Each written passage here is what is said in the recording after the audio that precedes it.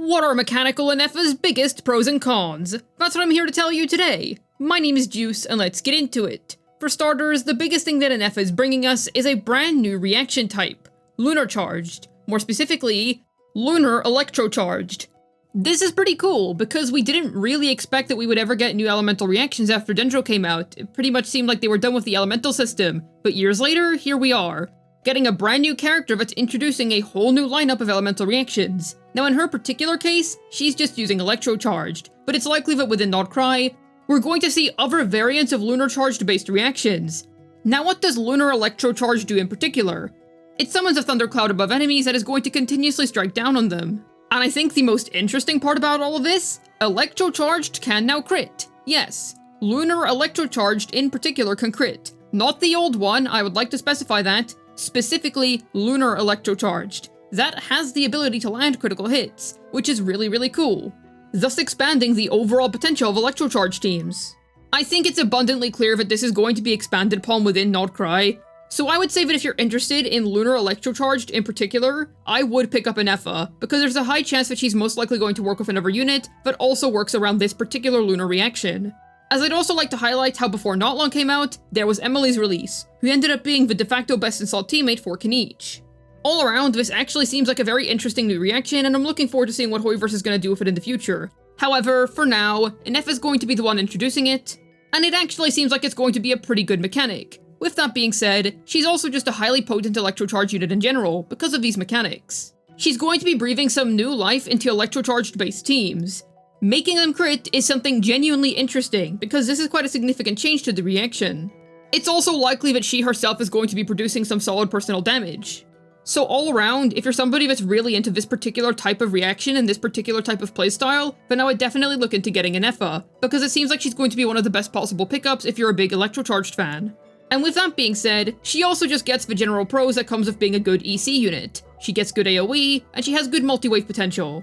So this is naturally going to lend her to being pretty good in multiple different scenarios. And being smooth to play in multi-wave is just always a nice treat. Now with that being said, most endgame content does end up being quite boss-centric, especially now that we have Stygian Onslaught in the game, which is very much based around boss encounters. So we'll see how useful this actually is in practice, but the point does stand that her AoE is pretty good, and she is in fact likely to be good in multi-wave. I think it's also worth pointing out how Ineffa is also able to provide you with a shield. That's right, not only is she offering us a brand new reaction archetype, but she's also able to shield us while doing so, while likely being able to do some decent personal damage. This character does quite a lot of things at once, which is really neat. And having a shield for good survivability is just generally a nice quality to have. Now before I get into this next point, I would like to highlight something. I do believe that Ineffa herself does have a good looking kit. I quite like what Hoiverse has done with her, and I can see quite a bit of potential here. I do believe in her capability to make Electrocharged an even better reaction than before, and I do think that Lunar-Charged looks very interesting. I'm really intrigued by the fact that it's able to crit now. That is interesting. And just getting a new reaction archetype on the whole, that too is very interesting.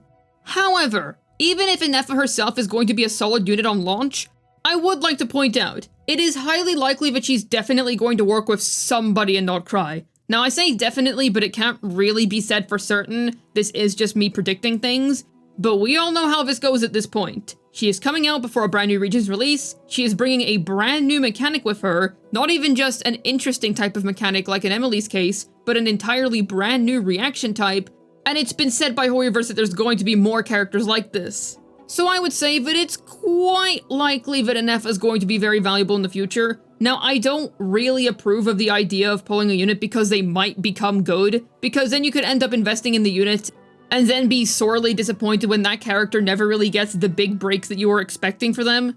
And it's overall kind of a cope mindset to have. However, I do genuinely believe that Ineffa is likely going to have some sort of boost in value within Krai, whether that be because we're going to get new Lunar-Charged based gear, or because she's going to get new teammates.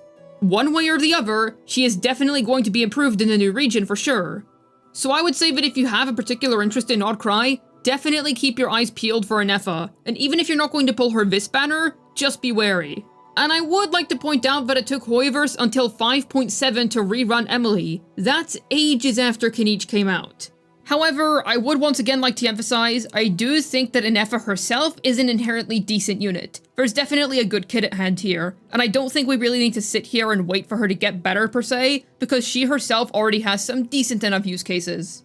But with that being said, that kinda leads me into Ineffa's cons, with it being somewhat tied to this, because here's the thing, her potentially being good and not Krai is a bit of a double-edged sword. Because it means that whenever she comes out, she's not necessarily going to have bucket loads of use cases. Now I will say this, she has one particular good team with no Valette. Stay with me here. I know that this is like the 50th time that Hoiverse has given him a new teammate, but stay with me. He's going to have a pretty good new Electrocharged team with her now, and he still remains as being a very strong unit, so it's actually quite a valuable synergy. Seriously, he is Hoiverse's favorite child and you cannot convince me otherwise. I would say that's Ineffa's most noteworthy use case upon her launch. So if you're a fan of him, well then congratulations, you're in luck, because Ineffa's going to be another good teammate for him. It's going to end up being a pretty good AoE option for him, but outside of those particular teams, I can't particularly see Ineffa making huge waves in the meta. It's likely just going to be another case like Emily, where whenever she comes out, she's just going to be waiting for whoever that particular best install teammate is that's really going to elevate her to the next level, or whatever her best gear is going to be, or something along those lines. Because it's worth pointing out, Lunar Electrocharged, and just Lunar-Charged in general, is an entirely new type of reaction. It's very likely that we're going to get some new form of gear in not Krai. She's already quite independently good, so I'm wondering if they even are going to make another teammate for her to synergize with. But at least upon her launch, I don't think we're going to be seeing her full potential just yet. She's still good all things considered, and I do still think she's a worthwhile investment if you're really interested in Electrocharged. But all around, I don't necessarily think that she's going to be utterly busted when she comes out. So keep that in mind. If you're investing in Ineffa now and you don't have no Valette, you might not be super duper impressed with her at first, but it's likely that she's going to come into the spotlight later on. Now with that being said, if you do have a Dragon Sovereign, well then there you go, that's a pretty good team for her. This next point is somewhat of a nitpick, but she's not going to be amazing against enemies that have her own inherent elemental aura, because she really wants to reliably be able to proc Lunar Electrocharged. It's likely to end up being the largest part of Ineffa's overall damage output, and is 1000% where the core of her utility is going to lie. Now I wouldn't really worry about this too much, because honestly the only enemies that are going to be causing you problems in this regard are things like slimes, like a pyro slime. That's just not a big deal. But for other enemies that have their own inherent elemental aura, it might mess up your Lunar Electrocharged reactions. I consider this to be quite a nitpick. It's not really a big deal breaker or anything like that, but it's still something nice to be aware of. And then there's the fact that Lunar Electrocharged is new, so that means that gear options upon her launch are going to be kind of limited. What I mean by that is that it's unlikely that there's going to be many weapons in the game that are able to support Lunar Electrocharged specifically, or even just Lunar-Charged in general, considering that it's such a brand new reaction archetype. Ineffa is the first ever character that's going to be utilizing it. So it's quite likely that her signature weapon is going to absolutely curb stomp all of her polearm options. I will say, being a polearm in this position isn't the worst thing in the world, considering that Staff of Homa and Primordial Jadewing Spear exist. We just generally have a pretty good amount of generalist 5-star polearms. But it's likely that we're probably not going to have amazing free-to-play friendly options for her until we get into Not Krai. I'm assuming that whenever we get there, there's probably going to be a 4-star craftable that's going to end up being good for her. I'd be surprised if that wasn't the case. But that's just my theory at least. Either way, the point stands. Her weapon options are likely to be a bit rough. Gear-wise, I'm expecting Not Krai to provide some sort of 4-piece artifact set that's able to buff people who use Lunar-Charged in some way, shape, or form. I think it just makes sense, considering that Notland had the set for Night Soul users, and Fontaine, of course, had our beloved Mayonnaise Hunters.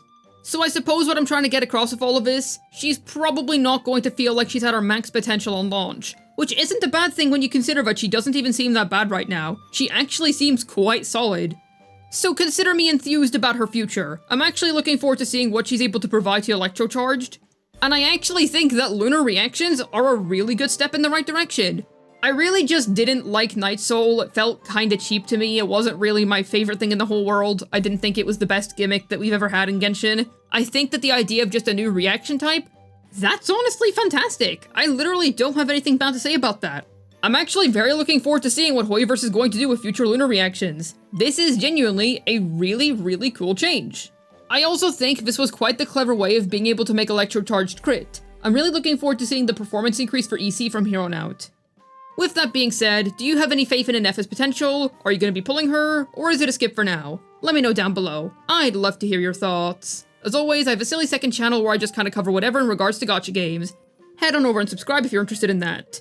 Hopefully this video was able to tell you Ineffa's biggest pros and cons. This has been Juice, signing out, and Hoiverse, please, let Geo have a Lunar-Charged reaction. I beg. Thank you.